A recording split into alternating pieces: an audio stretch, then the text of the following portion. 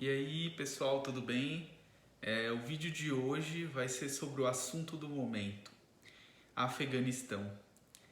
Primeiramente, eu gostaria de contar para vocês, conversar um pouco com vocês sobre o que é o Afeganistão, que país é esse, né?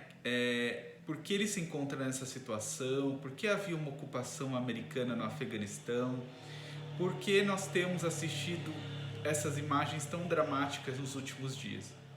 Bom, pessoal, primeiro de tudo, o Afeganistão ele é um dos 15 países mais pobres do mundo, quando a gente considera, né, o PIB per capita.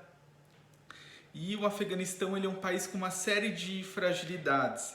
Tem uma infraestrutura muito precária, uma vida econômica e política centrada na capital Cabul, tem um território grande, montanhoso, deserto, estradas, né, muito ruins, enfim, uma infraestrutura econômica muito degradada. E o Afeganistão, pessoal, ele está numa região que faz a passagem do Oriente Médio para a Ásia. O Afeganistão ele está ali na região da Ásia Central.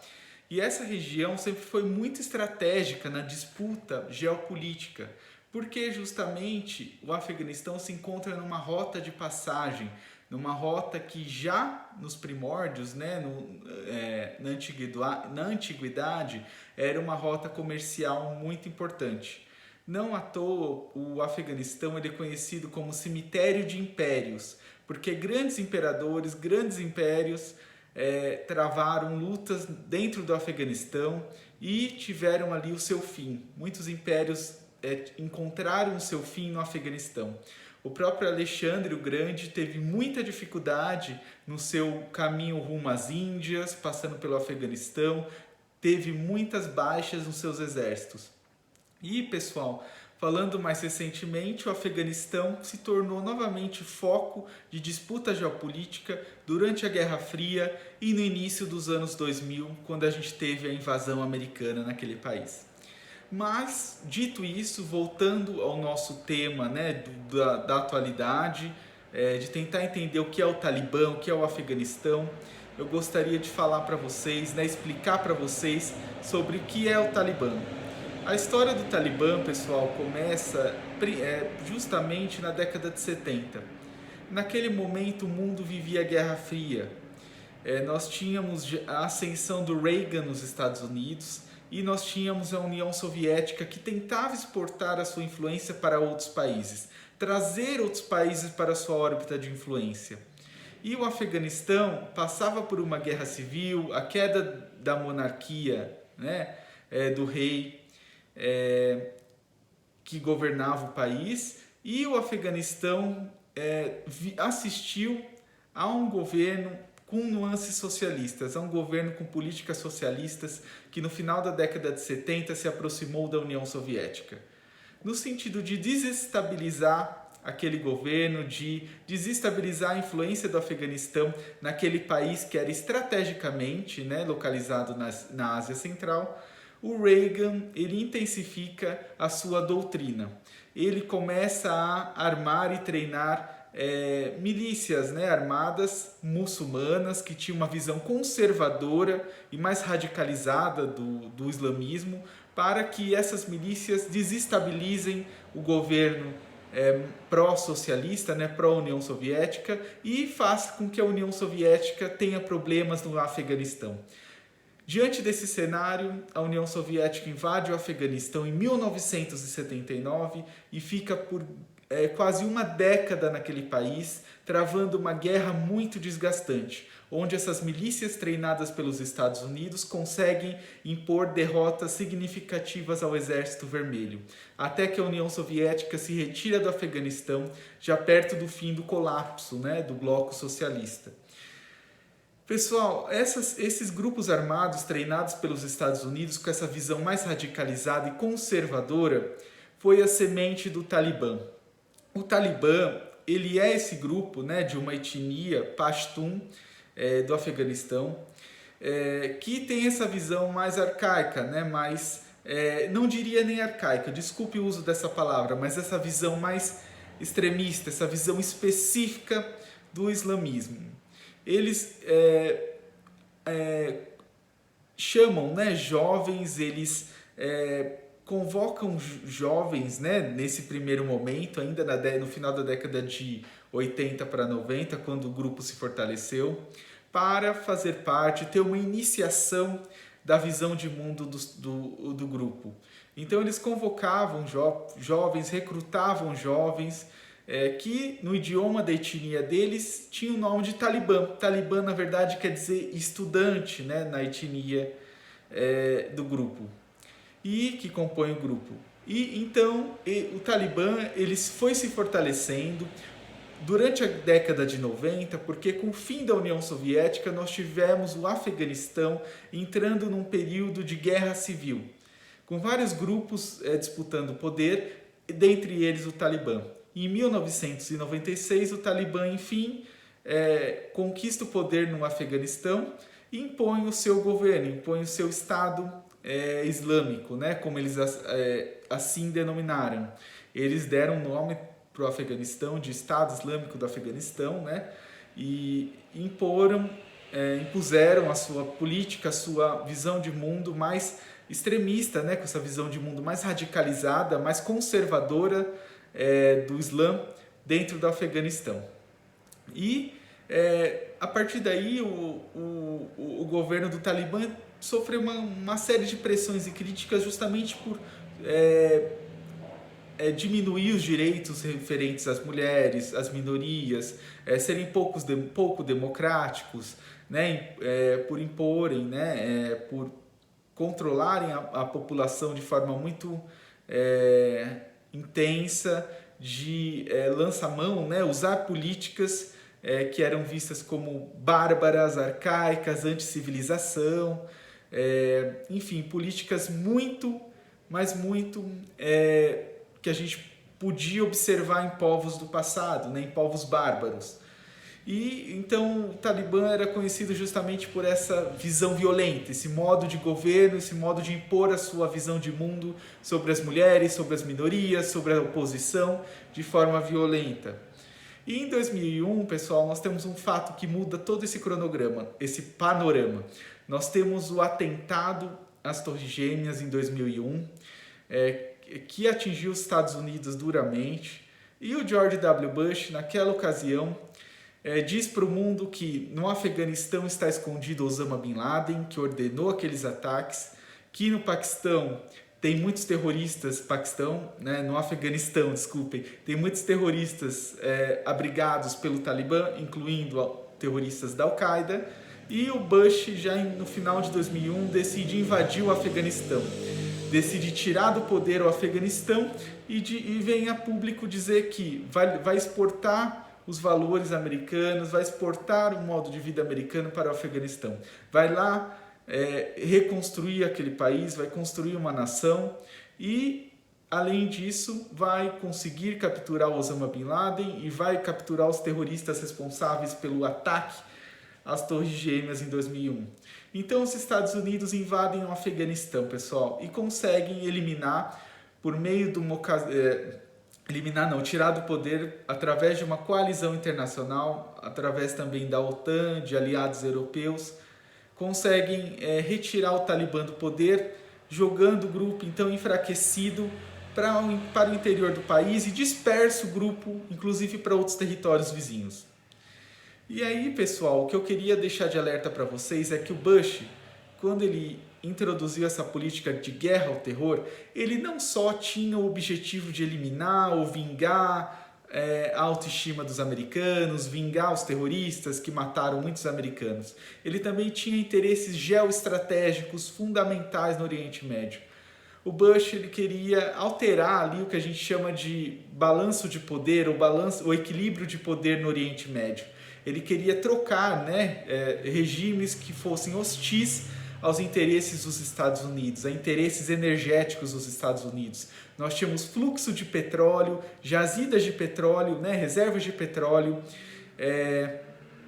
em jogo, e nós tínhamos também esse esquema de poder que estava ali pouco favorável aos Estados Unidos. Não é à toa que depois da invasão do Afeganistão, em 2003, o Iraque é invadido pelos Estados Unidos para que o Saddam Hussein seja retirado do poder pelos americanos. Fazia parte deste jogo maior dos Estados Unidos, do interesse geopolítico dos Estados Unidos no início da década dos anos 2000.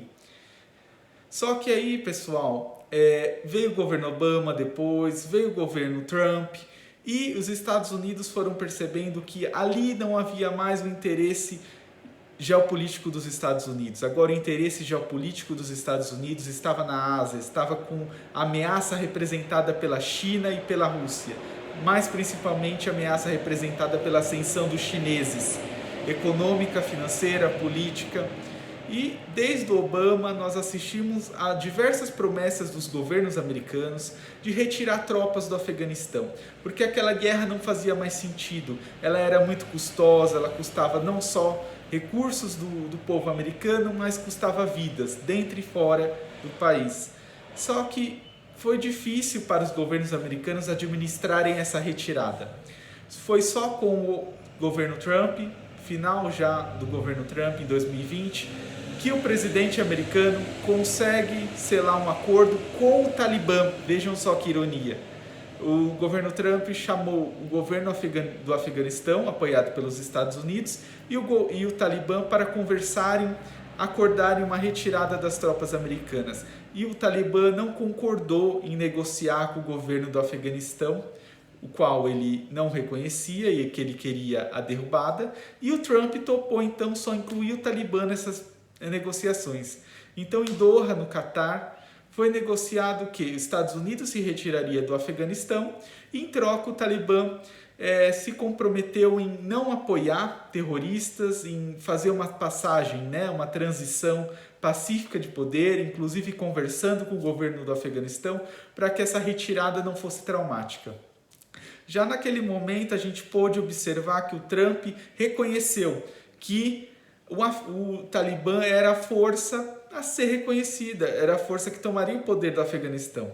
Que o governo do Afeganistão, pessoal, era um governo muito frágil, era um governo muito débil. Como eu disse para vocês, o Afeganistão ele é um país que carece de uma infraestrutura e é um dos 15 países mais pobres do mundo. Os Estados Unidos, ao invadir o Afeganistão, tinha o objetivo, junto com a comunidade internacional, de reconstruir aquele país, de usar uma estratégia que os Estados Unidos estavam usando desde a década de 90, que é chamada Nation Building, quando os Estados Unidos, por meio de intervenções em outros países, tentam reconstruir as instituições de um país, tentam construir instituições democráticas, com poderes divididos, com eleições livres, com uma sociedade civil atuante, com uma vida democrática atuante. Os Estados Unidos tentaram reproduzir no Afeganistão, e não só lá, mas também em Haiti, Kosovo na década de 90, tentou então levar ao Afeganistão esse conceito de nation building, de construção de uma nação. Ou seja, construir uma nação como o Afeganistão, reconstruir uma nação como o Afeganistão, há exemplo de uma economia, de uma democracia ocidental, ou seja, exportar o modelo ocidental de democracia representativa, de economia aberta, para um país como o Afeganistão. Mas, pessoal, isso do ponto de vista de muitos, inclusive o meu, é um grande erro, porque ao exportar um modelo que é universal para um país com características históricas e de disputa pelo poder tão específicas como o Afeganistão, é um erro, porque os Estados Unidos, ao exportar essa doutrina, essa estratégia de nation building, ele não considera que os países têm uma história específica, têm uma relação cultural específica, que os Estados Unidos, ao utilizar esse conceito de nation building, considera que todos os povos e todos os países estão prontos para serem democracias pujantes, para serem democracias como os Estados Unidos. E isso é um erro. Países são diferentes, existem regimes diferentes, existem relações culturais e povos diferentes, que têm visões de mundo diferentes. Nem todos os povos utilizam a democracia como a gente conhece aqui no Brasil, como a gente vê nos Estados Unidos, como um sistema de governo. E aí, pessoal, dito isso, o Trump então reconheceu que o único poder ali estabelecido no Afeganistão com o qual ele podia conversar era o Talibã. E também, né, fazendo isso, mostrava para o mundo que esse conceito de nation building, iniciado pelo Bush, estava fracassado. O Biden, pessoal, ao assumir o governo, tinha nas mãos esse acordo realizado pelo Donald Trump com o Talibã. E o Biden apenas, né, atrasou um pouco a retirada das tropas, que estava prevista para maio, mas fez agora em agosto. E a inteligência americana, pessoal, considerava que demoraria bastante tempo para o Talibã recuperar a capital Cabul e tomar o poder. Só que com a retirada gradativa das tropas americanas, que foram reduzidas em muito pelo Biden, né, pelo Trump e agora pelo Biden, o Talibã se viu encorajado a dominar o Afeganistão muito rapidamente. E nós assistimos a um efeito dominó. Já nos últimos dias da ocupação americana, o Talibã entrou na capital Cabul e toda essa situação resultou no que a gente assistiu, aquelas cenas desesperadas, dramáticas, do povo afegão tentando fugir em aviões, das mães agora entregando bebês, né, para soldados estrangeiros, para que esses bebês sejam retirados do Afeganistão. E nós vimos cenas grotescas também, como o Talibã, né, invadindo parques de diversão, se divertindo na academia do Palácio Presidencial, coisas que eles parecem não ver no seu dia a dia. Bom, pessoal, o que eu queria chamar a atenção para vocês desse cenário todo? Do ponto de vista geopolítico agora, a retirada das tropas americanas, como eu disse para vocês, acontece nesse momento porque estar no Afeganistão não é mais importante para a estratégia geopolítica dos Estados Unidos. A estratégia geopolítica dos Estados Unidos agora é uma rivalidade maior com a China, voltada para a Ásia, atuação na Ásia. E também trazer aliados para próximo dos Estados Unidos e não deixar que esses aliados entrem na órbita chinesa, principalmente através de uma influência financeira e econômica dos chineses. O Biden, pessoal, ele está lançando um pacote trilionário de estímulo econômico. Ele quer investir em carro elétrico, em economia verde, justamente para preparar a economia americana nessa rivalidade com a China. Agora a disputa é por semicondutores, por tecnologia de inteligência artificial, pelo domínio, né, do 5G, pelo domínio de tecnologias de ponta que estão fazendo a nova revolução industrial 4.0, a robotização, a nanotecnologia, enfim, a neurociência. Todos esses pontos que eu estou citando para vocês, e tem muitos mais, fazem parte da corrida das potências. Essa tecnologia, né, é voltada para essa rivalidade entre China e Estados Unidos. E, pessoal, estar no Afeganistão, mantendo lá uma tropa, né, que custa muito caro, no momento em que o Biden quer reconstruir a infraestrutura dos Estados Unidos, quer atuar em outras regiões do planeta, quer fornecer empréstimos, capitais para trazer países para a órbita dos Estados Unidos, é um erro. O Biden, pessoal, pareceu muito frio para o mundo inteiro, mas após aquelas cenas dramáticas no Afeganistão, ele veio a público de forma muito pragmática e objetiva dizer: eu estou saindo do Afeganistão, passou do tempo de fazer isso, o futuro do Afeganistão depende dos afegãos. Os Estados Unidos não vai travar uma guerra que nem o Afeganistão quer travar. Porque o Talibã, durante esses 20 anos que os Estados Unidos estiveram no Afeganistão, pessoal, ele se manteve como um grupo que agora, né, mostra sua força. E o Biden diz, praticamente nas entrelinhas, diz: esse não é um problema mais dos Estados Unidos. Porque o problema dos Estados Unidos agora é outro. É a rivalidade com a China, é arrumar a casa, é vacinar todo mundo, é investir em infraestrutura, para os Estados Unidos se fortalecer por uma rivalidade com a China. Eu não vou me meter em guerras, né, que se tornaram um lamaçal, que são um atoleiro para os Estados Unidos. Eu não vou me meter em guerras que só drenam recursos e que desviam o foco dos Estados Unidos nesse momento. Por outro lado, pessoal, nós temos China e Rússia que enxergam na saída dos Estados Unidos um alívio, né, com tropas ali do Afeganistão, que o Afeganistão, como eu disse para vocês, fica na Ásia Central, muito próximo de uma região de influência da China, da Rússia e da Índia. E além disso, pessoal, nós temos grupos muçulmanos que estão, né, dentro do território chinês e russo, que podem se radicalizar. Então é do interesse da Rússia e da China ficarem próximo ao Talibã para que surpresas, né, desse tipo ou gestões, né, de crise relacionadas a essas populações muçulmanas sejam mais fáceis para esses dois países. E, acima de tudo, nós temos a grande iniciativa da China, que é a Rota da Seda, pessoal. A China ligando diversos países com capital chinês, com trens de alta velocidade, com financiamento de infraestrutura em vários países, com o intuito de influenciar o governo desses países. A China lançou a grande Rota da Seda, nova Rota da Seda, em 2013.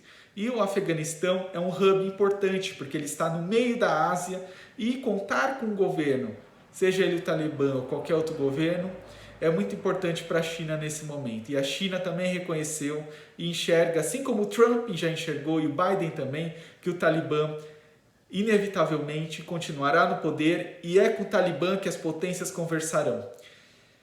Bom, pessoal, dito isso, eu queria terminar com uma reflexão também do ponto de vista humanitário. Essa crise, como não poderia deixar de ser, e a gente já está assistindo, é uma grande crise humanitária. Pessoas que estavam acostumadas com um regime mais liberal no Afeganistão estão desesperadas para sair do país porque já preveem que o governo do Talibã será um governo totalitário, será um governo intolerante com as minorias, intolerante com os direitos das mulheres, e essas pessoas pedem ajuda ao mundo. Mas, pessoal, do ponto de vista da comunidade internacional, se nós tivermos potências já conversando e reconhecendo o Talibã, será muito difícil que a gente tenha uma intervenção mais dura contra o Talibã para que eles respeitem os direitos humanos. Infelizmente, eu vejo que, nesse ponto, a pressão será via Conselho de Direitos Humanos da ONU, será via ameaça de sanções ao Talibã. O mundo ainda vai aguardar para ver o que o Talibã está fazendo no Afeganistão para aí aplicar sanções, aplicar pressões. Infelizmente, pessoal, e as relações internacionais são muito complexas e nós temos interesses políticos e econômicos em jogo. Eu não vejo que haverá uma intervenção novamente para que o Talibã seja retirado do poder e assim garanta os direitos humanos para a população afegã. Até porque, pessoal, do ponto de vista internacional, esse nunca foi o intuito dos Estados Unidos ao invadir o Afeganistão.